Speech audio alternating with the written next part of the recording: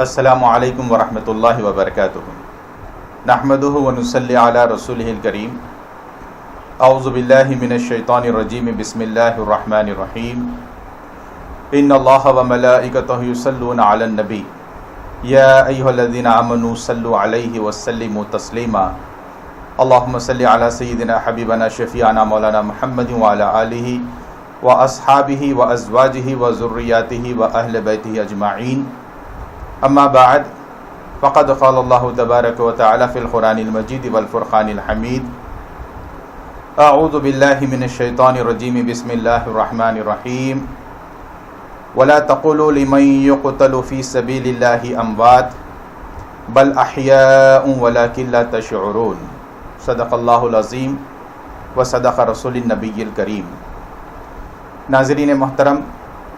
اللہ تبارک و تعالیٰ اپنے کلام پاک میں ارشاد فرما رہا ہے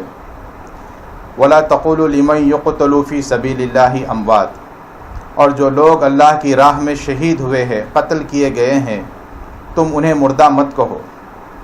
بل احیاء وَلَكِن لَا تَشْعُرُونَ، بلکہ وہ اللہ کے یہاں زندہ ہے لیکن ان کی حیات کے بارے میں تم شعور نہیں رکھتے۔ میرے دوستو، عزیزوں اور بزرگوں، اللہ تبارک و تعالیٰ کا قرآن پاک میں ایک اور مقام پر ارشاد باری تعالیٰ ہے کہ جو ہی وہ شہادت پاتے ہیں داخل جنت ہو جاتے ہیں۔ تو شہادت ایک بہت بڑی عظیم نعمت ہے جو اللہ تبارک و تعالیٰ اپنے مخصوص بندوں کو عطا فرماتا ہے۔ ایک بات عرض کرتا ہوا چلوں کہ حدیث پاک میں نبی کریم صلی اللہ علیہ وسلم کا ارشاد مبارک ہے کہ جب کوئی شہید ہوتا ہے تو اس کا قطرہ خون زمین پر گرنے سے پہلے اللہ تبارک و تعالیٰ اس کی مغفرت فرما دیتا ہے۔ شہداء اکرام کے بارے میں احادیث شریف میں بہت زیادہ فضیلت آئی ہے اور اللہ تبارک و تعالیٰ کو شہادت بہت عزیز اور پسندیدہ ہے، چنانچہ اس نے اسلام کے جو مہینے مقرر فرمائے ہیں، اسلامک مہینے، اس کی ابتدا بھی شہادت سے کی اور اس کی اختتام بھی شہادت پر کیا۔ چنانچہ اس کا اختتام آخری مہینہ جو ذی الحجہ کا مہینہ ہے، اس میں بھی 10 تاریخ کو حضرت سیدنا ابراہیم علیہ السلام اور سیدنا اسماعیل علیہ السلام کی عظیم قربانیوں کا ذکر ہے۔ اور پھر کچھ دن بعد خلیفہ سوم داماد رسول جامع القرآن کامل الحیاء والایمان حضرت سیدنا عثمان بن عفان رضی اللہ تعالی عنہ کی بھی شہادت ہوئی۔ تو آخری مہینہ ذی الحجہ بھی شہادت پر اختتام پاتا ہے، اور اس کا پہلا مہینہ ماہ محرم الحرام، اس کی پہلی تاریخ کو حضرت سیدنا عمر بن خطاب رضی اللہ تعالی عنہ خلیفہ دوم کی شہادت سے اس کی ابتدا ہوتی ہے، یعنی پہلی محرم الحرام کو آپ کی شہادت پیش آئی، اور پھر 10 تاریخ کو سید الشہداء حضرت سیدنا امام حسین رضی اللہ تعالی عنہ کی شہادت ہے۔ تو پتہ یہ چلتا ہے کہ سال کا اختتام بھی شہادت اور سال کا افتتاح بھی شہادت پر ہوا ہے۔ تو اللہ تبارک و تعالیٰ کو یہ شہادت بہت زیادہ عزیز اور پسندیدہ چیز ہے جو اپنے محبوب اور مقرب بندوں کو اللہ عطا فرماتا ہے۔ 10 محرم الحرام یوم عاشوراء، گویا کہ یہ یوم تخلیق کائنات بھی ہے، یوم ولادت انبیاء علیہ السلام بھی ہے، یوم نجات بھی ہے، اور ساتھ ہی ساتھ یوم شہادت بھی ہے۔ اور پھر نبی کریم صلی اللہ علیہ وسلم نے ارشاد فرمایا ہے کہ قیامت بھی جب قائم ہوگی، اللہ تعالیٰ قیامت بھی 10 محرم الحرام ہی کے دن جو ہے قائم فرمائے گا۔ تو گویا کہ اس کی بہت زیادہ فضیلتیں ہیں۔ ان سب فضیلتوں کے ساتھ گویا کہ ایک اور اضافہ فضیلت حضرت سیدنا امام حسین رضی اللہ تعالی عنہ کی شہادت عظمیٰ ہے۔ حضرت سیدنا امام حسین رضی اللہ تعالی عنہ وہ صاحبزادے ہیں، وہ نواز رسول ہے جنہیں نبی کریم صلی اللہ علیہ وسلم بہت محبت اور شفقت فرمایا کرتے تھے۔ حضور انور صلی اللہ علیہ وسلم نے خود ان کا نام اللہ کے حکم پر رکھا ہے، یعنی روایات میں آتا ہے کہ جب سیدنا امام حسن کی ولادت ہوئی تو نبی کریم صلی اللہ علیہ وسلم کو اطلاع ہوئی تو سرکار دو عالم صلی اللہ علیہ وسلم بی بی فاطمہ زہرا کے گھر تشریف لائے اور کہا سرکار نے بے قراری میں کہ مجھے بچے کو دکھاؤ۔ حضرت سیدنا علی مرتضیٰ رضی اللہ تعالی عنہ نے سفید کپڑے میں لپٹے ہوئے حضرت حسن کو نبی کریم صلی اللہ علیہ وسلم کے گود مبارک میں رکھ دیا۔ سرکار دو عالم صلی اللہ علیہ وسلم نے کان میں اذان دی، پھر حضرت سیدنا علی سے پوچھا کہ علی تم نے اس بچے کا نام کیا رکھا ہے؟ حضرت سیدنا علی نے فرمایا کہ یا رسول اللہ میں نے اس بچے کا نام حرب رکھا ہے۔ حضور نے فرمایا کہ نہیں، حرب جنگ نہیں، بلکہ یہ میرا بیٹا حسن ہے۔ پھر اسی طرح جب سیدنا امام حسین کی ولادت ہوئی تو حضرت نبی کریم صلی اللہ علیہ وسلم گود میں لیے ہوئے اذان دیے کانوں میں، پھر فرمایا کہ علی تم نے اس لڑکے کا نام کیا رکھا؟ سیدنا علی نے فرمایا یا رسول اللہ میں نے اس کا نام حرب رکھا ہے۔ حضور نے کہا کہ حرب نہیں، یہ حسین ہے۔ اور سرکار نے ارشاد فرمایا کہ جبرائیل نے مجھ سے کہا کہ اللہ تبارک و تعالیٰ یہ ارشاد فرماتا ہے کہ ان بچوں کا نام حسن اور حسین رکھو۔ چنانچہ تاریخ اسلام میں یہ بات ملتی ہے کہ آپ کے نام سے پہلے کسی کا نام حسن اور حسین نہیں ہوا کرتا تھا، گویا اللہ تبارک و تعالیٰ نے یہ نام کو محفوظ رکھا اور خاص حضرت حسنین کریمین کے لیے نام رکھا جو نبی کریم صلی اللہ علیہ وسلم کا پسندیدہ اور آپ کا عطا کیا ہوا نام ہے۔ اس قدر شفقت حضور انور صلی اللہ علیہ وسلم فرماتے ہیں کہ حدیث مبارکہ میں ان کی فضیلت کے بارے میں حضور نے ارشاد فرمایا کہ یہ میرے دونوں بیٹے حسن اور حسین نوجوانان جنت کے سردار ہیں۔ حضور نے ارشاد فرمایا کہ یہ دو بیٹے میرے حسن اور حسین جنت کے دو پھول ہیں۔ ایک روایت میں، ایک حدیث شریف میں حضور ارشاد فرماتے ہیں کہ میں حسن سے ہوں، میں انا من الحسین و حسین منی، میں حسین سے ہوں اور حسین مجھ سے ہے۔ میرے دوستو عزیز و ناظرین اکرام، سردار نوجوانان سردار ہیں یہ حضرات حسنین کریمین، تو اللہ تبارک و تعالیٰ کا بھی یہ فیصلہ ہوا اور اللہ تبارک و تعالیٰ کا یہ منشا ہوا کہ ان دونوں صاحبزادوں کو بھی اللہ تبارک و تعالیٰ شہادت عطا فرمائے تاکہ سردار کی جو صفات ہے اس میں شہادت کی بھی ایک فضیلت شامل ہو جائے، ورنہ اگر ایسا ہوتا کہ یہ دونوں صاحبزادے کو اللہ نے اپنے فضل و کرم سے شہادت عطا نہ فرماتی تو غلاموں کو شہادت عطا فرما دی اور سردار میں شہادت کی کمی محسوس ہوگی، لہٰذا اللہ تبارک و تعالیٰ نے حضرت امام حسن کو بھی شہید فرمایا اور حضرت امام حسین کو بھی شہادت عطا فرمائی۔ حضرت حسن زہر کی وجہ سے آپ شہید کیے گئے، حضرت امام حسین رضی اللہ تعالی عنہ کربلا کے میدان میں آپ کو شہید کیا گیا۔ کسی شاعر نے کیا خوب کہا ہے، مہندی بھی عجیب شجر ہے جس کو نہیں قرار، کہ ظاہر میں غم حسن ہے تو باطن میں غم حسین۔ یعنی اگر آپ دیکھیں مہندی کا ظاہری رنگ تو وہ ہرا ہوتا ہے اور عموماً زہر کا رنگ ہرا ہوتا ہے، تو اس رنگ کو اس نے حضرت امام حسن کی شہادت کی طرف منسوب کیا، اور مہندی کا جو باطنی رنگ ہوتا ہے وہ لال ہوتا ہے جو خون کی طرف منسوب کرتے ہوئے حضرت امام حسین کی شہادت کی طرف منسوب کیا۔ بہرحال مختصر یہ کہ نبی کریم صلی اللہ علیہ وسلم بے انتہا فضل، شفقت اور رحم و کرم کا معاملہ فرماتے تھے کہ ایک مرتبہ حضور اکرم صلی اللہ علیہ وسلم نے ان دونوں شہزادوں کو سیدھے کاندھے پر حضرت امام حسن کو اور بائیں کاندھے پہ حضرت امام حسین کو بٹھائے ہوئے بازار کی طرف تشریف لے گئے۔ راستے میں ایک صحابی یعلا بن مرہ جن کا نام تھا، انہوں نے حضور انور صلی اللہ علیہ وسلم کو آتے ہوئے دیکھا کہ صاحبزادوں کو سرکار دو عالم صلی اللہ علیہ وسلم نے کاندھوں پہ بٹھائے ہوئے ہے، تو انہوں نے خوشی سے کہا کہ اے صاحبزادوں کیا بہترین سواری ہے۔ حضور انور صلی اللہ علیہ وسلم وہیں رک گئے اور ان صحابی سے مخاطب ہوتے ہوئے آپ نے ارشاد فرمایا کہ اے میرے صحابی، تم صرف سواری ہی کو دیکھ رہے ہو بلکہ سوار کو بھی دیکھو کہ کس شان کے سوار ہے۔ یعنی میرے بیٹے حسن اور حسین کس شان اور کس فضیلت اور مرتبے کے ہیں۔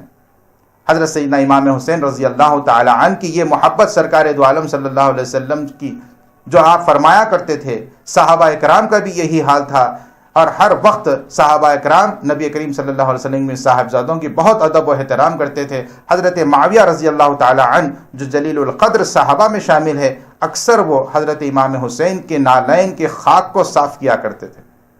حضرت سیدنا امام حسین منع بھی فرماتے، لیکن حضرت معاویہ فرماتے ہیں کہ خدا کی قسم آپ کے بارے میں جو نبی کریم صلی اللہ علیہ وسلم سے میں نے جو سنا ہے، اگر اور لوگ اس کو جان لے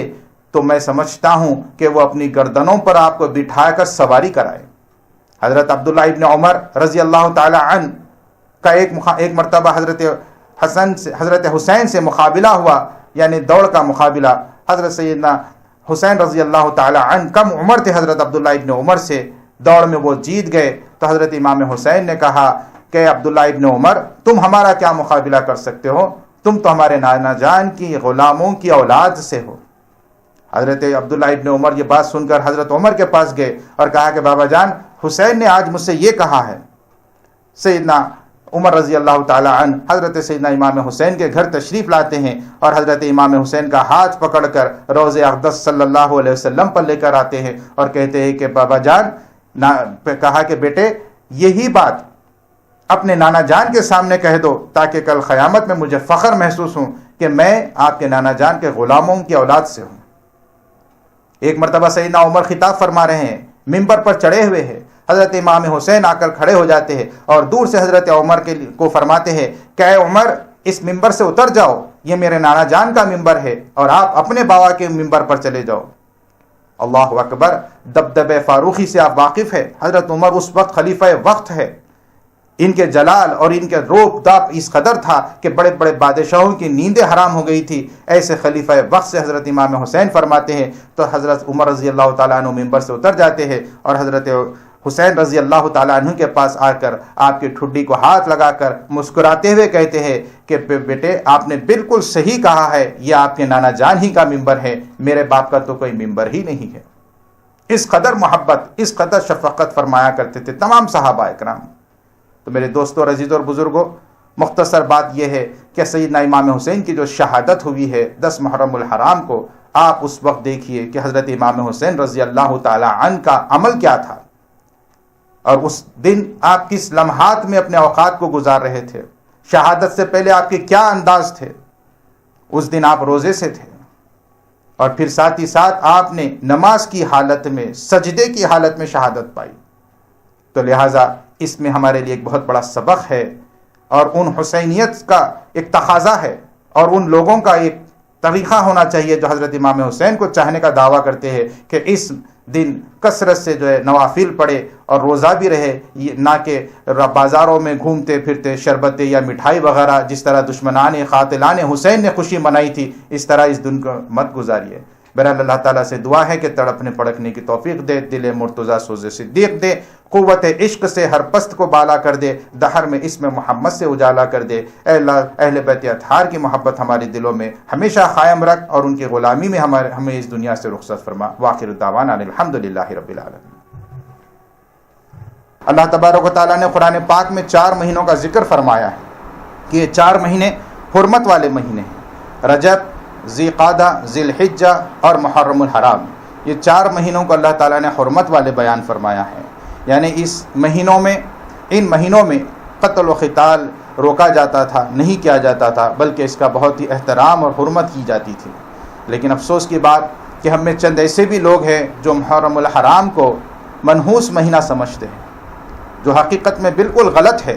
اس کی حرمت اور اس کی فضیلت بے انتہا احادیث شریف میں آئی ہے۔ تمام مہینے اللہ ہی کے پیدا کیے ہوئے ہیں، اللہ ہی کے بنائے ہوئے ہیں، اور تمام میں اللہ تعالیٰ نے الگ الگ انداز کی خصوصیات اور فضیلتیں رکھی ہیں۔ اس ماہ محرم الحرام کی 10 تاریخ کو اللہ تبارک و تعالیٰ نے بے انتہا فضیلتیں اور خصوصیات سے نوازا ہے۔